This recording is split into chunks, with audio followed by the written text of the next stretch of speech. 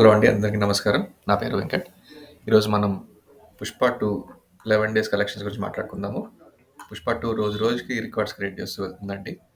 So 11 days total తర్వాత ఎన్ని records break చేసిందనేది మనం ఈరోజు మాట్లాడుకుందాము. ముందు గ్రాస్ కలెక్షన్స్ కనుక చూసినట్టయితే 1300 కోట్ల మార్క్ దాటేసి చాలా అద్భుతం ఎక్స్ట్రాడినరీ బిజినెస్ చేసిందండి ఈ సండే.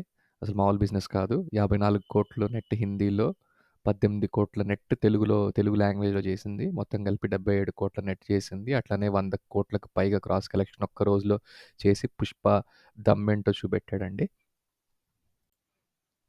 మళ్ళీ ఇప్పటి నుంచి అసలు ట్రెండ్ ఎలా ఉంటుందో గెస్ చేయడానికి లేదండి. మళ్ళీ మండే కలెక్షన్స్ నుంచి చూస్తే మళ్ళీ అర్థమవుతుంది మనకి. కానీ అప్‌వర్డ్ ఎళ్ళే ఛాన్స్ కూడా ఉంది. హిందీలో గానీ, తెలుగులో గూడా కానీ మళ్ళీ మళ్ళీ పుష్పకి ఇంకొక పుష్ వచ్చినట్టు అవుతుందండి.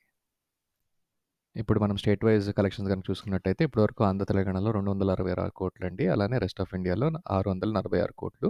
సో, ఈ నార్త్ మార్కెట్‌లోనే మంచి కలెక్షన్స్ పుష్పకొచ్చి రికార్డ్స్ సెట్ చేస్తుందండి.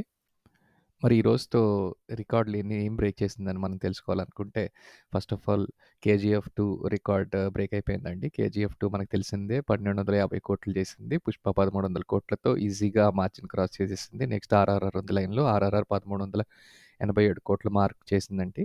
సో, దానికి కూడా 'పుష్ప 2' చాలా దగ్గరలో ఉంది. రాబోయే 2, 3 రోజుల్లో అది కూడా ఈజీగా దాటేస్తుంది. మొత్తానికి 'పుష్ప' 'కేజీఎఫ్‌ని' బ్రేక్ చేసిన తర్వాత 4 స్థానంలోకి వెళ్ళిందండి గ్రాస్ బాక్స్ ఆఫీస్ కలెక్షన్స్ పరంగా.